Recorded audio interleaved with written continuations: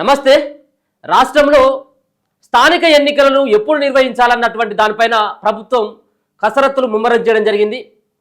దాంట్లో ఒక పక్కన ఫిబ్రవరిలో పెట్టాలా, లేకపోతే మేలో పెట్టాలా, ఎప్పుడు పెడితే ప్రభుత్వానికి అనుకూలించేటువంటి అవకాశం ఉంటుందన్నటువంటి దానిపైన ముఖ్యమంత్రి రేవంత్ రెడ్డి తర్జన భర్జన పడుతున్నట్టుగా అర్థమవుతా ఉన్నది. సో ఒక పక్కన ముందు గొయ్యి వెనుక నుయ్యి అన్నటువంటి తీరుగా కాంగ్రెస్ పార్టీ పరిస్థితి కనబడతా ఉంది. ముఖ్యంగా ఇటీవల కాలంలో చూస్తూ ఉంటే ఇప్పుడు మొన్న ఏదో రకంగా జరిగినటువంటి ఎన్నికలలో, సాధారణ ఎన్నికల్లో కాంగ్రెస్ పార్టీ విజయం సాధించడం జరిగింది, ప్రభుత్వాన్ని ఏర్పాటు చేయడం జరిగింది. సో స్థానిక సంస్థల ఎన్నికలు అనగానే ఖచ్చితంగా 80% ప్రభుత్వానికి సంబంధించినటువంటి ఆ పార్టీలో ఉన్నటువంటి అభ్యర్థులు ఎవరైతే ఉంటారో, ఆ పార్టీ సూచిస్తున్నటువంటి అభ్యర్థులు ఎవరైతే ఉంటారో ఆ అభ్యర్థులు గెలిచేటువంటి అవకాశం 80% ఉంటుంది, గ్రామాలలో కానీ మండలాలలో కానీ. మరి ఇప్పుడు కాంగ్రెస్ పార్టీ తెలంగాణ రాష్ట్రంలో అధికారంలో ఉన్నది. కాంగ్రెస్ పార్టీ సూచించినటువంటి అభ్యర్థులు ఇప్పటికిప్పుడు ఎన్నికలు పెడితే విజయం సాధించేటువంటి అవకాశం ఉంటుందా? ప్రభుత్వ పథకాలు ఏ విధంగా ప్రజల్లోకి వెళ్ళడం జరిగింది, ప్రజలు ఏ విధంగా ప్రభుత్వం యొక్క పథకాలను వాళ్ళు ఆశీర్వదిస్తూ ఉన్నారు, వాళ్ళు ఇచ్చినటువంటి హామీల పట్ల ప్రజలు ఏమనుకుంటున్నారు అన్నటువంటి దానిపైన ముఖ్యమంత్రి రేవంత్ రెడ్డి గారు మరి లోకల్లో ఉన్నటువంటి ఫీడ్ని తెప్పించుకోవడం జరుగుతూ ఉన్నది ఇంటెలిజెన్స్ ద్వారా. కాబట్టి ఇప్పటికిప్పుడు ఎన్నికలకు వెళ్దామా, ఎన్నికలకు వెళ్తే ముందుగా సర్పంచ్ ఎన్నికలు పెడదామా, లేకపోతే ఎంపీటీసీ జెడ్పీటీసీలు ఎన్నికలు పెడదామా, లేకపోతే మున్సిపాలిటీ ఎన్నికలు నిర్వహిస్తామా? దీనిపైన రకరకాలైనటువంటి వాళ్ళ యొక్క అభిప్రాయాలని సేకరిస్తూ ఉంది కాంగ్రెస్ పార్టీ. సర్పంచ్ ఎన్నికలు దరిదాపుగా 13-14 నెలలు అయిపోతూ ఉన్నది. తెలంగాణ రాష్ట్రంలో కాంగ్రెస్ పార్టీ అధికారంలోకి వచ్చి సంవత్సరం దాటిపోతూ ఉన్నది. గ్రామ పంచాయతీల్లో ప్రత్యేక అధికారుల పాలన నడుస్తూ ఉంది. సర్పంచులు పాలన అయిపోయి, సర్పంచులు వాళ్ళ యొక్క పదవి కాలం ముగిసిపోయి సంవత్సరం అవుతూ ఉన్నది. గ్రామాలలో కేవలం ప్రత్యేక అధికారుల పాలన మాత్రమే నడుస్తూ ఉన్నది. గ్రామాలలో అభివృద్ధి కుంటుపడిపోయింది. అలాగే ఎంపీటీసీల పదవులు, ఎంపీపీల పదవులు, జెడ్పీటీసీల పదవి కాలం కూడా ముగిసిపోయింది. సో రీసెంట్గా మున్సిపాలిటీలలో సైతం కూడా వాళ్ళ యొక్క పదవులు కూడా ముగిసిపోవడం జరిగింది. ఇప్పుడు కత్తి మీది సాములాగా మరి కాంగ్రెస్ పార్టీ ఎన్నికలకు సిద్ధమవుతా ఉన్నది. ఖచ్చితంగా ఎన్నికలు ఇప్పుడు పెట్టాల్సినటువంటి తరుణం. ఎన్నికలు పెట్టకపోయినట్టయితే కేంద్రం నుంచి వచ్చేటువంటి గ్రామ పంచాయతీల నిధులు ఆగిపోతూ ఉన్నాయి, అభివృద్ధి కుంటుపడిపోతూ ఉన్నది. సో దాంట్లో భాగంగా మొన్న ఏదైతే సమీక్షా సమావేశాన్ని ముఖ్యంగా గ్రామీణ అభివృద్ధి శాఖ సంబంధించినటువంటి అధికారులు కావచ్చు, మంత్రి సీతక్క గారితో కావచ్చు, ఇంకా కొంతమంది మంత్రులతోటి మొన్న ముఖ్యమంత్రి రేవంత్ రెడ్డి గారు భేటీ కావడం జరిగింది. ఈ భేటీలో ఈ యొక్క గ్రామీణ స్థానిక ఎన్నికలను నిర్వహిస్తే ఏ విధంగా ఉంటుంది, ఎప్పుడు నిర్వహించాలన్నటువంటి దానిపైన రకరకాలైనటువంటి ఈక్వేషన్స్ని ప్రభుత్వం ఆలోచించడం జరిగింది. దాంట్లో లోకల్ బాడీ ఎన్నికల్లో మరి రిజర్వేషన్లని, బీసీ రిజర్వేషన్ని పెంచకపోతే ఏమవుతుంది, పెంచితే ఏమవుతుంది అన్నటువంటి దానిపైన, మరో పక్కన సర్పంచ్ ఎన్నికలను కనుక మనం పెట్టినట్టయితే ఉంటే ఇప్పుడు ప్రకటించినటువంటి రైతు భరోసా కావచ్చు, ఇందిరమ్మ భరోసా కావచ్చు, అలాగే ఇందిరమ్మ ఇళ్లతో పాటు రైతులకు సంబంధించినటువంటి రుణమాఫీ విషయం, రేషన్ కార్డుల అంశం, వీటన్నిటి గురించి ఆ సంబంధించినటువంటి సమావేశంలో వాళ్ళు నిర్ణయాన్ని తీసుకోవడం జరిగింది. ప్రజల నుంచి వచ్చేటువంటి ఫీడ్బ్యాక్ ఏ విధంగా ఉంటుంది, మనం కేవలం పథకాలను మాత్రమే ప్రకటించడం జరిగింది, అమలుకు వచ్చిన తర్వాత శూన్యంగా మిగిలిపోయింది. కాబట్టి ప్రజలు మరి ముందుగా చేస్తారు అన్నటువంటి నమ్మకం ఏమైనా ఉందా, ఎన్నికలకు పెట్టినట్టయితే ఉంటే ప్రజలు ఏ విధంగా స్వీకరిస్తారు అన్నటువంటి దానిపైన వాళ్ళ యొక్క అభిప్రాయ సేకరణ సైతం కూడా తీసుకోవడం జరిగింది.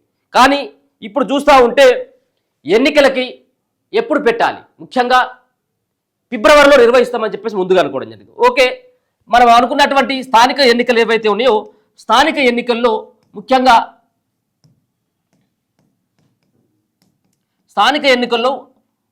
ముఖ్యంగా సర్పంచ్ మొదటిగా, దాని తర్వాత ఎంపీటీసీకి అండ్ జెడ్పీటీసీ, ఈ 2 ఎలక్షన్స్ ఒకసారి. మూడో విషయానికి వచ్చిన తర్వాత ఏది మున్సిపాలిటీ.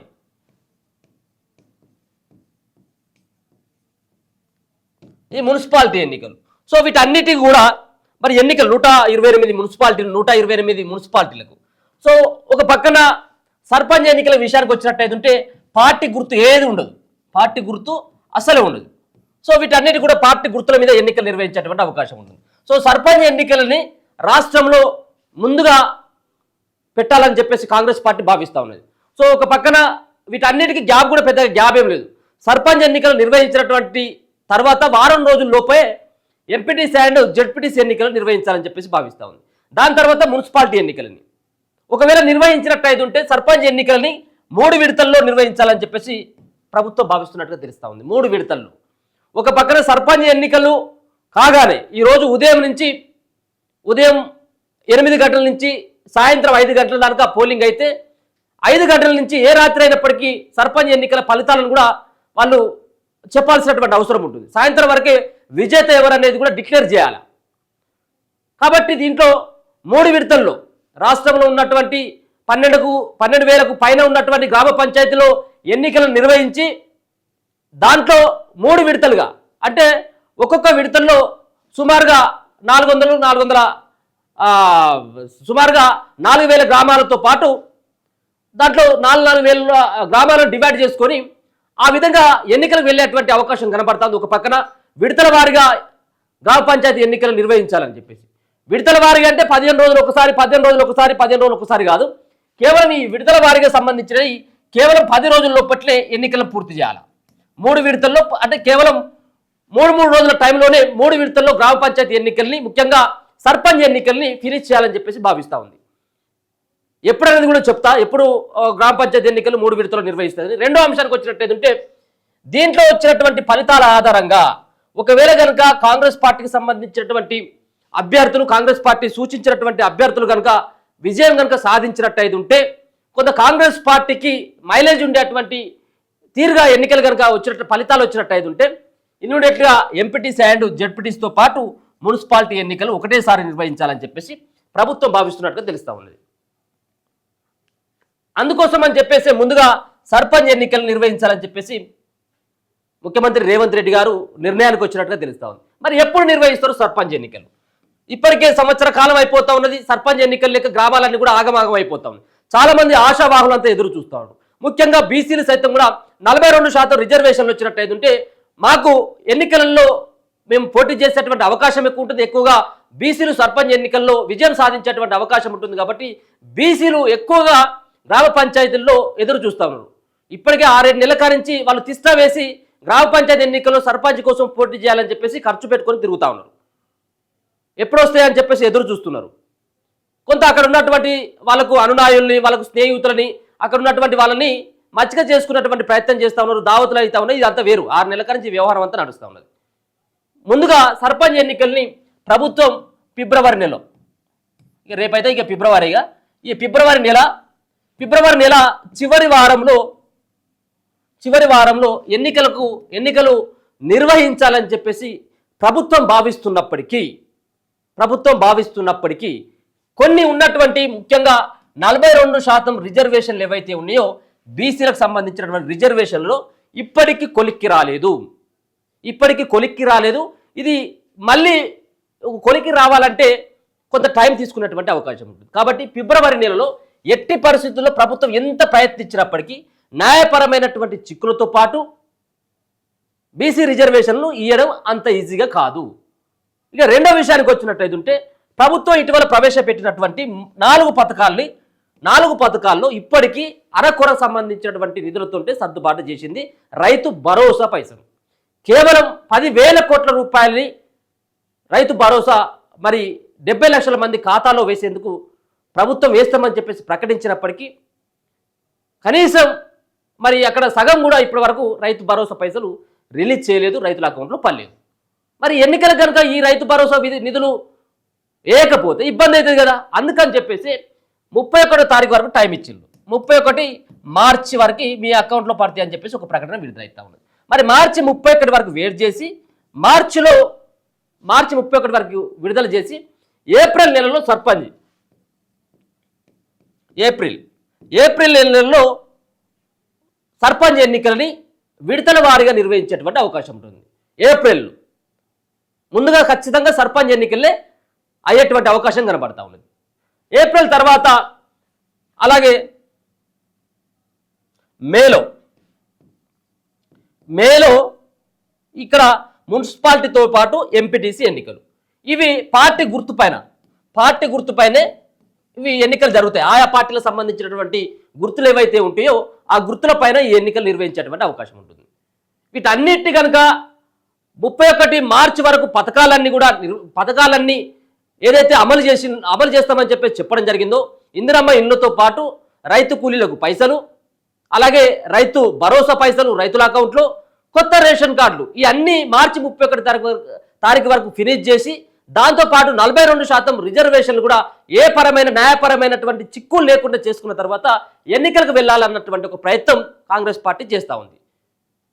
రేపు 2వ తారీఖున ఈ సంబంధించిన రిజర్వేషన్ల పైన ఒక నివేదిక డెడికేటెడ్ కమిషన్ ఏదైతే ఉందో ఆ కమిషన్ నివేదిక ఆధారంగా రిజర్వేషన్లు వాటి వ్యవహారం ఏందనేది ఇప్పుడు చూసేటువంటి పరిస్థితి కనబడతా ఉన్నది.